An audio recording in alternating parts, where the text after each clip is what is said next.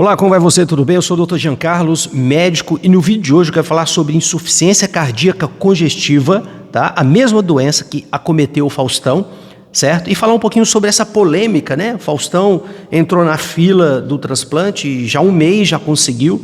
Gostaria de esclarecer um pouquinho, né? Então, tem muita polêmica, muita gente falando aí na internet, né? E um tema, assim, muito sério, né? Então, eu resolvi gravar esse vídeo para falar um pouquinho sobre a doença, né? Para você entender como essa doença pode acometer, né? Quais são os fatores de risco, como diminuir a probabilidade, né, de você ser afetado por essa doença, ou se você já tem, como diminuir a probabilidade de você ter um agravamento dessa doença. Tudo bem? Então é o seguinte, pessoal, no final desse vídeo eu vou falar um pouquinho sobre essa polêmica, tá, desse transplante de órgão que aconteceu aí para o Faustão, tá? Mas eu vou direto ao ponto aqui com relação ao que é insuficiência cardíaca congestiva. Ela é quando o teu coração não consegue bombear a quantidade de sangue suficiente, tá, para atender a demanda do teu organismo. Então você tem o teu coração, ele faz a sístole, né? Então ele faz a sístole, e com a sístole, que é a contração do coração, faz com que o sangue, né, leve nutriente, oxigênio para todos os órgãos do nosso corpo, ok? Já a diástole, ela é um momento que o coração relaxa, né? Toda a musculatura cardíaca relaxa. E você pode, nesse momento, né, é o momento que é necessário para a gente receber todo o sangue, né, do retorno venoso, tá? Todo o sangue que vem ali, que já passou pelo pulmão, né, oxigenado, ok? Do ventrículo direito você recebe o sangue que está relacionado à parte venosa, e do ventrículo esquerdo é o sangue oxigenado para ser bombeado por todo o seu organismo, ok? Então você tem a disfunção sistólica, você pode ter uma dificuldade em mandar esse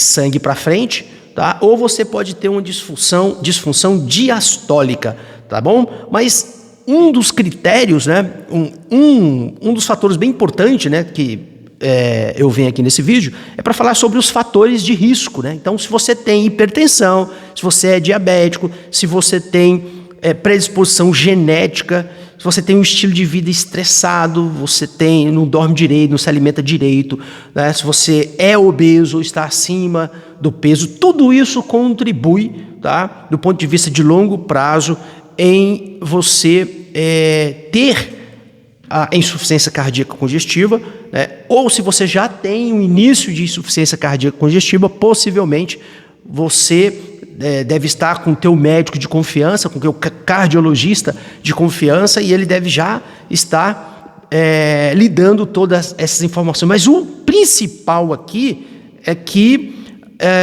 você precisa sair do sedentarismo, você precisa controlar a sua diabetes, controlar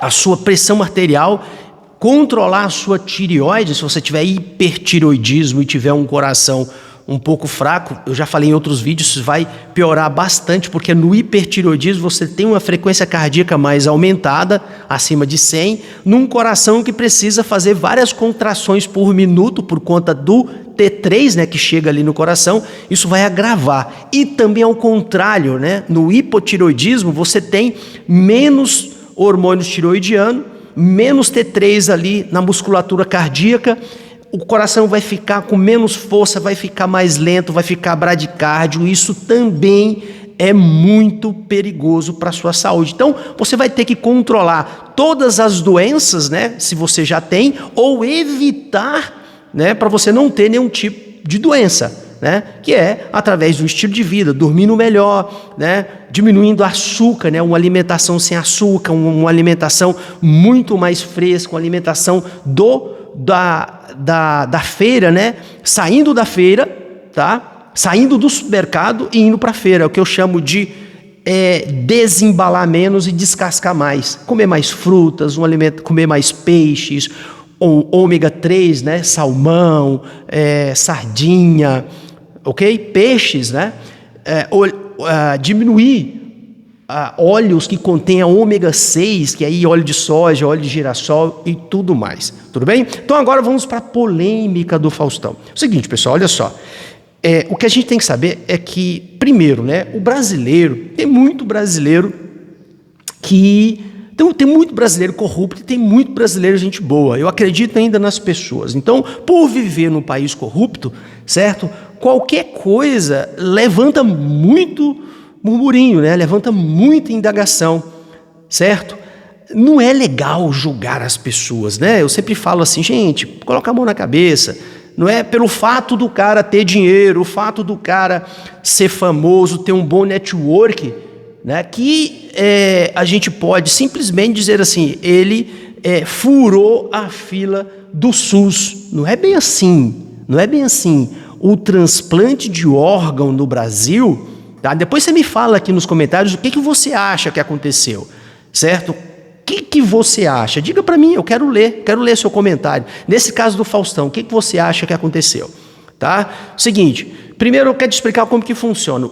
Os critérios, né, específicos de alocação de órgãos aqui no Brasil, tá? Ele é por gravidade. Então, por exemplo, transplante de coração, transplante de fígado e transplante de pulmão é por gravidade. Então, existem alguns critérios, tá? E existe uma lista única que é controlado pelo Ministério da Saúde. Então, o Ministério da Saúde tem uma lista única e eles têm critérios de gravidade, né, e também de compatibilidade. No caso do coração, do fígado e do pulmão, é critério de gravidade. E no caso dos rins e do pâncreas, é por critério de compatibilidade. Então, possivelmente, o que aconteceu com o Faustão, nessa lista única, é que, por questões de gravidade, tá, ele andou na fila. Ele andou na fila por questões de gravidade. Tipo assim, possivelmente o caso dele era muito grave, né? E me parece ser, tá? Ele andou na fila e conseguiu. Isso significa o quê? Duas coisas. Primeiro, a importância do sim. Ou seja, se ele conseguiu esse coração, é porque uma família disse sim à doação, né? Então, aqui entra no outro tema, mas assim, é muito importante, porque uma família disse sim. Segundo ponto é que o sistema possivelmente funciona, né? A princípio é isso, né? A priorização, o sistema de critérios no Brasil funciona, e funciona mesmo.